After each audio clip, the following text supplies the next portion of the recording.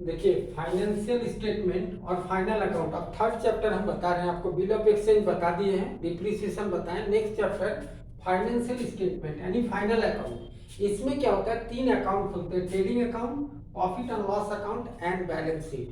Trading account, उसके बाद बनेगा प्रॉफिट एंड लॉस अकाउंट, उसके बाद बनेगा बैलेंस शीट। ट्रेडिंग अकाउंट में हम लोग क्या दिखाते हैं, ट्रेडिंग अकाउंट में हम लोग ओपनिंग स्टॉक को डेबिट में टू साइड में, उसके बाद परचेज और all direct expenses. Direct expenses किसको कहते हैं, जो खर्च आपको डायरेक्ट फैक्ट्री से रिलेटेड है यानी प्रोडक्शन से रिलेटेड है, उसको हम लोग बोलते हैं डायरेक्ट एक्सपेंडिचर। ठीक है, जैसे all factory expenses are called direct expenses. जैसे वेजेज, वेजेज हम किसको देते हैं, मजदूर को देते हैं। तो मजदूर कहाँ काम करता है, फैक्ट्री में काम करता है।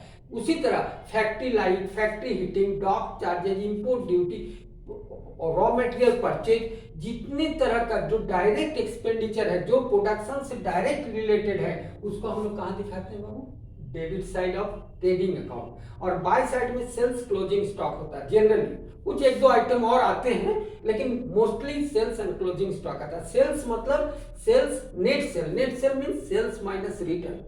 और परचेज में net purchase, net purchase means purchase minus return. ठीक है, फिर से समझिए, परचेज, नेट परचेज हम लोग बोलते हैं परचेज में से जब रिटर्न को हम लेस कर देंगे।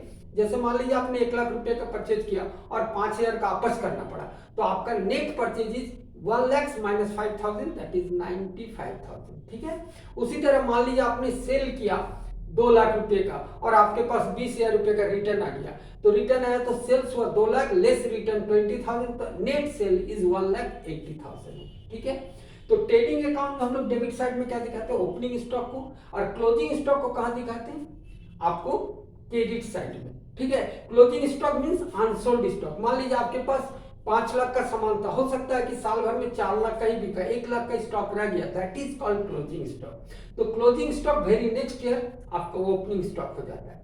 तो ओपनिंग स्टॉक डेबिट में आता है, क्लोजिंग स्टॉक क्रेडिट में आता है। परचेज डेबिट में होगा, सेल्स क्रेडिट में होगा। लेकिन all direct expenses according to nominal account expenses should be debited. तो एक्सपेंसेस जो होगा, कौन एक्सपेंसेस, जो डायरेक्ट एक्सपेंसेस है। डायरेक्ट एक्सपेंसेस का मतलब क्या है, वैसे खर्च जो फैक्ट्री से रिलेटेड हो, मैन्युफैक्चरिंग से रिलेटेड हो, प्रोडक्शन से रिलेटेड हो, वैसे खर्च को हम लोग कहां दिखाएंगे, ट्रेडिंग अकाउंट में दिखाएंगे। और उसके बाद यदि क्रेडिट साइड ज्यादा है तो ग्रॉस प्रॉफिट होगा, और यदि डेबिट साइड ज्यादा है क्रेडिट से तो उस अवस्था में ग्रॉस लॉस होगा। और डेबिट क्रेडिट दोनों इक्वल है तो नो लॉस नो प्रॉफिट होगा। ठीक से समझिए, यदि मान लीजिए कि आपका डेबिट साइड ज्यादा है तो आपका क्या होगा, ग्रॉस लॉस होगा, क्रेडिट साइड कम है तो। और यदि क्रेडिट साइड ज्यादा है और डेबिट साइड कम है तो ग्रॉस प्रॉफिट होगा। और डेबिट और क्रेडिट साइड दोनों साइड इक्वल है तो नो लॉस नो प्रॉफिट होगा। जो ग्रॉस प्रॉफिट या ग्रॉस लॉस होगा उसको हम लोग कहां ट्रांसफर करेंगे, प्रॉफिट एंड लॉस अकाउंट। फिर से समझिए, ट्रेडिंग अकाउंट का जो भी प्रॉफिट होगा या लॉस होगा उसको हम लोग ग्रॉस लॉस या ग्रॉस प्रॉफिट बोलते हैं, उसको हम लोग कहां पर ट्रांसफर करेंगे, प्रॉफिट एंड लॉस अकाउंट में करेंगे। प्रॉफिट एंड लॉस अकाउंट में क्या करते हैं हम लोग, ऑल इनडायरेक्ट एक्सपेंसेस को शो करते हैं। Indirect expenses, those expenses not directly relate to production, this like a office expenses. मान लीजिए आपका फैक्ट्री, आप रांची के हैं, आपका फैक्ट्री हो सकता है टाटी सिल्वे में हो, लेकिन आपका ऑफिस हो सकता है मेन रोड में हो, चर्च कॉम्प्लेक्स में हो सकता है। आपका फैक्ट्री तो कोई मेन रोड में नहीं हो सकता ना, फैक्ट्री इंटीरियर एरिया में हो, मान लीजिए नानकुन में टाटी सिल्वे है, या ओरमांझी में आपका फैक्ट्री है, रातू में आपका फैक्ट्री है, लेकिन आपका ऑफिस हो सकता है मेन रोड में हो सकता है हरिओम टावर में हो, सर्कुलर रोड में हो सकता है। तो ऑफिस का जो खर्चा है उसको हम लोग बोलते हैं indirect expenses, and it is must be shown in profit and loss account. जो इनडायरेक्ट एक्सपेंसेस होगा वो भी आपका कॉस्ट खर्चा है, तो इनडायरेक्ट एक्सपेंसेस को हम लोग कहां दिखाएंगे, प्रॉफिट एंड लॉस अकाउंट में। डायरेक्ट एक्सपेंडिचर को कहां दिखाएंगे, हम ट्रेडिंग अकाउंट में दिखाएंगे। तो डायरेक्ट एक्सपेंडिचर किसको कहते हैं, जो डायरेक्ट रिलेट टू प्रोडक्शन है, या जो फैक्ट्री से संबंधित जितने भी खर्च हैं उस खर्च को हम लोग ट्रेडिंग में दिखाते हैं। और जो ऑफिस से रिलेटेड खर्चा है, जैसे आपको अभी बताया वेजेज, वेजेज कहां जाएगा, ट्रेडिंग अकाउंट में जाएगा क्योंकि मजदूर को दे रहे हैं। लेकिन सैलरीज कहां जाएगा, प्रॉफिट एंड लॉस में जाएगा। क्यों, क्योंकि सैलरी हम स्टाफ को देते हैं और वेजेज मजदूर को देते हैं। तो मजदूर कहाँ रहता है? फैक्ट्री में। और स्टाफ जो कंप्यूटर ऑपरेटर है या आपका चार्टर्ड अकाउंटेंट है या अकाउंटेंट है, वो सभी स्टाफ का जो वेतन हम देते हैं, जो ऑफिस से देते हैं, तो that is called indirect expenses. तो हम लोग उसको कहाँ दिखाएंगे? पीएल अकाउंट में दिखाएंगे, प्रॉफिट एंड लॉस अकाउंट में दिखाएंगे। इसके बाद उसी तरह यदि डेबिट साइड से क्रेडिट साइड ज्यादा है तो नेट प्रॉफिट होगा, और यदि डेबिट साइड ज्यादा है क्रेडिट साइड तो नेट लॉस होगा। फिर से समझिए, यदि क्रेडिट साइड का टोटल डेबिट से ज्यादा है तो हम लोग नेट प्रॉफिट होगा, और यदि डेबिट साइड का टोटल क्रेडिट से ज्यादा है तो नेट लॉस होगा। उसी तरह यदि दोनों साइड इक्वल है तो नो लॉस नो प्रॉफिट होगा। इसके बाद हम लोग बैलेंस शीट बनाएंगे। इसमें होता है liabilities amount, assets amount. Liabilities जो हमको देना है और एसेट जो पाना है।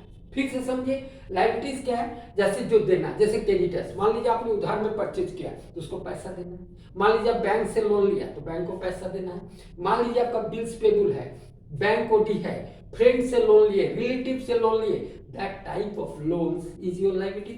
ठीक है, कैपिटल आएगा, उसके कैपिटल भी लायबिलिटीज है, क्योंकि बिजनेस के लिए लायबिलिटीज है, बिजनेसमैन के लिए नहीं। उसके बाद हम लोग उसमें कैपिटल में हम लोग ऐड करते हैं नेट प्रॉफिट को, लेस करते हैं कैपिटल से नेट लॉस को, लेस करते हैं ड्राइंग्स को जो सेल्फ एक्सपेंडिचर हुआ है उसका, बिजनेसमैन का जो सेल्फ एक्सपेंडिचर है, this one is called drawings, private expenses. और एसेट साइड में हमारे पास कैश है, इन हैंड है, कैश एट बैंक है, डेटर्स है, बिल रिसीवेबल है, क्लोजिंग स्टॉक है, प्लांट है, मशीनरी है, फर्नीचर है, सबको हम लोग डिप्रिशिएट वैल्यू को डिप्रिसिएशन लेस करके जो वैल्यू उसको दिखाएंगे एसेट्स में।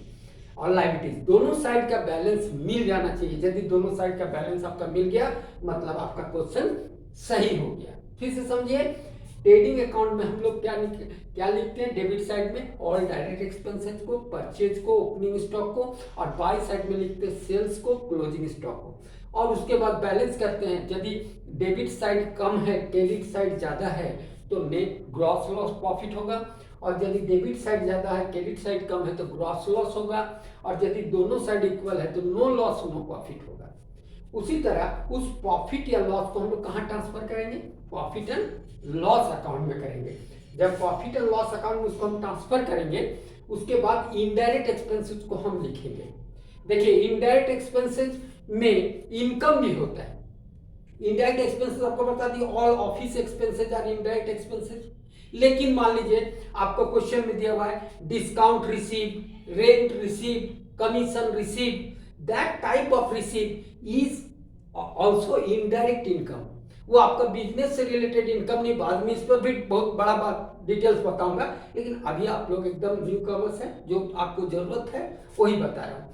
तो वो सब इनकम है तो क्रेडिट में जाएगा, और जो खर्चा है जैसे सैलरी है, मान लीजिए एडवर्टीजमेंट है, मान लीजिए मिसलेनियस एक्सपेंसेज है, जनरल एक्सपेंसेज है, प्रिंटिंग एंड स्टेशनरी, तमाम तरह का जो ऑफिस के खर्च है सब कहाँ जाएंगे? पीएल अकाउंट का डेबिट साइड में जाएंगे। और यदि इनकम है जैसे discount receive, rent receive, commission receive, that type of income credit side में जाएगा। उसके बाद हम लोग बैलेंसिंग करेंगे।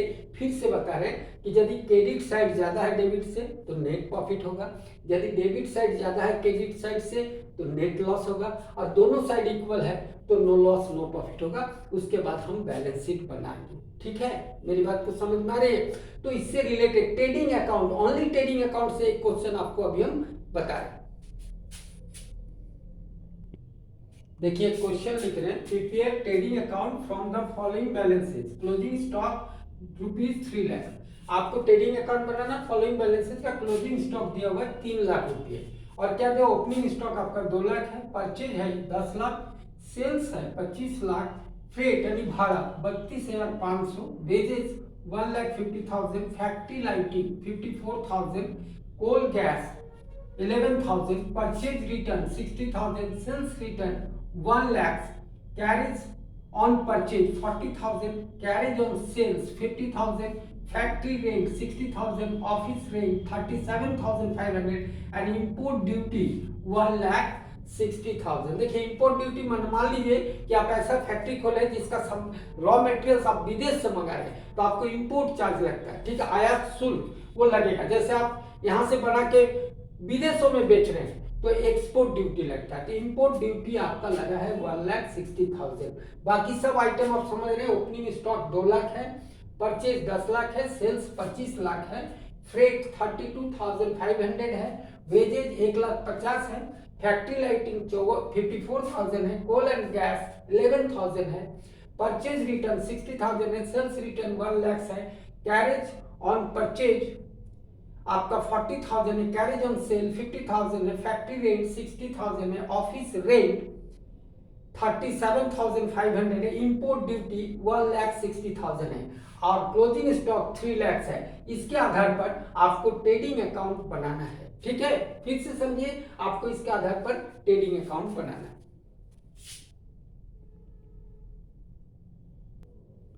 देखिए अब हम लोग बना रहे हैं इस क्वेश्चन को।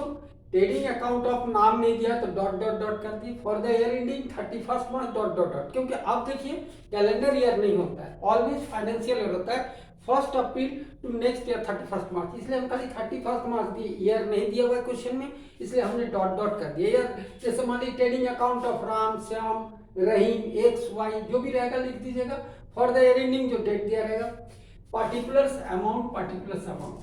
देखिए ओपनिंग स्टॉक आपके क्वेश्चन में 2 लाख है, आपने लिखा, हमने बताया था डेबिट साइड में होगा। परचेज आपका 10 लाख है, देखिए क्वेश्चन में है, लेस रिटर्न, परचेज रिटर्न आपका 60,000 है, तो 10 लाख में से 60,000 रिटर्न हुआ था, एक्चुअल नेट परचेज इज 9,40,000 होगा। फिर से समझिए, आपका परचेज क्वेश्चन में दिया हुआ 10 लाख और रिटर्न है 60,000, तो आपका नेट परचेज कितना होगा, purchase minus return that is 9,40,000। Freight यानी भाड़ा 32,500 है, वेजेज 1,50,000 दिया हुआ है, कोल एंड गैस 11,000 दिया हुआ है, कैरेज ऑन परचेज आपका क्वेश्चन में दिया हुआ 40,000, फैक्ट्री रेंट 60,000, इंपोर्ट ड्यूटी 1,60,000। देखिए ऑफिस रेंट नहीं आएगा क्योंकि ऑफिस का खर्चा इनडायरेक्ट एक्सपेंसेस है, आपका क्वेश्चन में ऑफिस रेंट दिया है, कैरेज ऑन सेल्स दिया है, that is indirect expenses. Sale में जो होगा वो फैक्ट्री से रिलेटेड नहीं है, इसलिए उसको हम लोग इनडायरेक्ट एक्सपेंसेस बोलेंगे, लेकिन कैरेज ऑन परचेज आएगा, फ्रेट आएगा। जैसे मान लीजिए आपने रॉ मटेरियल खरीदा तो उसको ले आने के लिए आपको भाड़ा लगेगा ना, जहां से आप ला रहे हैं, तो भाड़ा जो लगा that is carriage on purchase, और फ्रेट भी लगता है उसमें, तो ये आपका डायरेक्ट एक्सपेंडिचर है, इसलिए इसको हम लोग सबको इंपोर्ट ड्यूटी तक को किस में दिखाएं, ट्रेडिंग अकाउंट में। सेल्स आपका 25 लाख है और उसमें रिटर्न है 1 lakh according to your question, तो आपका नेट सेल हो गया 24 लाख। फिर से समझिए, सेल्स में से जब हम रिटर्न को लेस करेंगे तो नेट सेल आ जाता है, तो आपका सेल था 25 लाख और 1 लाख रुपया आपका रिटर्न है 24 लाख। क्लोजिंग स्टॉक आपके क्वेश्चन में दिया हुआ है 3 लाख, इधर का टोटल किए तो 27 लाख, इधर का टोटल के बैलेंस किए तो 10,52,500 आपका ग्रॉस प्रॉफिट हुआ। तो क्या लिखे, to balance being gross profit CD, इसको हम लोग कहाँ ले जाएंगे, पीएल अकाउंट में। नेक्स्ट क्लास में हाँ आप लोग इसी का प्रैक्टिस कीजिए, ट्रेडिंग अकाउंट, नेक्स्ट क्लास में भी ट्रेडिंग अकाउंट ही बताऊंगा। इसके बाद जब ट्रेडिंग, पीएल और बैलेंस शीट बता दूंगा तब मैं ऑब्जेक्टिव बताऊंगा, क्योंकि सब्जेक्ट को थोड़ा नहीं बता दूंगा, ऑब्जेक्टिव आप नहीं समझ पाइएगा, इसलिए सब्जेक्टिव को हम आपको बता रहे हैं।